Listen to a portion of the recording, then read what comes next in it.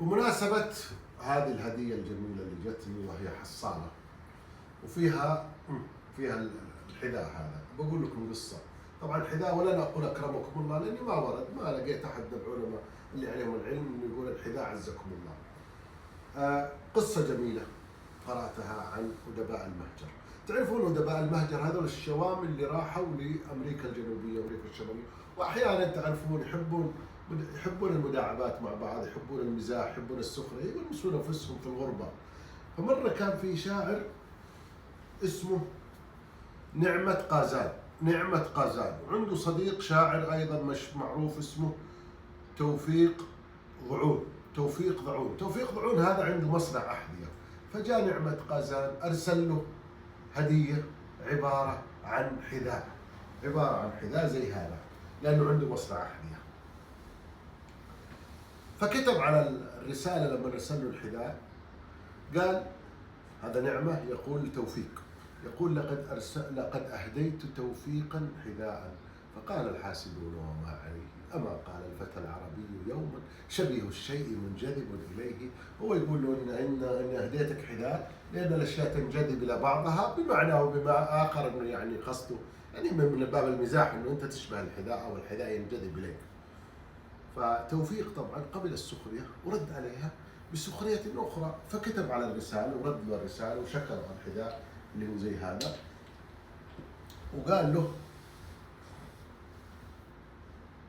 له لو كان يهدى إلى الإنسان قيمته لكنت أسألك الدنيا وما فيها، لكن تقبلت هذا النعل معتقدا أن الهدايا على مقدار مهديها. أنا تقبلت النعل لأنه هو تعبر عنك أنت. شوفوا رد علمي، أدباء مزح جميل بلغة راقية بلغة مؤدبة. السؤال اللي بطرحه عليكم هنا الآن، الهدية 3 أنواع اللي تفسيرها، إما أنها تكون على قدر المهدي، يعني أنا أهديكم شيء وهذا يدل أنه هذه قدراتي وهذا ذوقي وهذا طموحاتي، أو إنها تعبر عن المهدى إليه وهي على قدره. الحالة الثالثة إنه لا، الهدية رمزية تعبر عن تقديري لك وإنك في بالي فقط، ولكن لا تعبر عن قيمتك ولا عن قيمتي.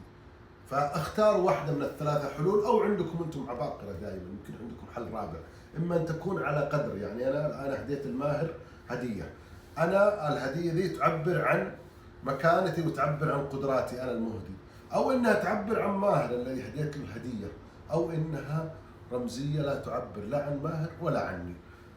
لذلك أنا دائما أهدي كتبي. الكتاب إذا أنت قرأته على أنه قيمتك فهو جميل، وإذا قيمتي فهو أجمل. وفي الكتاب هذا لكل يوم ناصية اللي طبعه مركز الأدب العربي جزاهم الله خير، تكلمت عن موضوع الهدايا، وهو موضوع شائك صراحة، لأنه موضوع اجتماعي وكبير وكل واحد يقدر يفتي فيه، أنت وأنا، لأنه موضوع يخصنا كلنا. هذه كتبي دائما أهديها للناس. فهل الهدية على مقدارك أنت اللي هديت لك، أو على مقداري أنا اللي أنا مهدي لك، أو إنها تعبر عن حالة تقدير ومعزة لا تمت إلى قيمتك ولا قيمتي بأي صلة. وخلوني أشرب الشاي، يقول فنجان شاي يناديني فيها الحلا زايد شوية، الكاس منه ينسيني متاعب الروح والجية. هذه لما كنت في ينبع جابوا لي كاس شاي وقلت كسرة على طريقتهم، لأن أهل ينبع يحبون الكسرات. الله، كان عندنا واحد زمان طاح بالحب وبعدين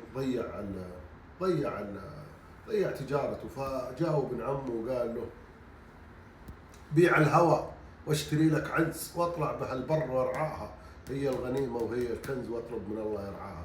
قال اترك من الحب وخذ لك عنز واطلع وارعاها بالجبال، أحسن لك مما يضيعك الحب. خلاص.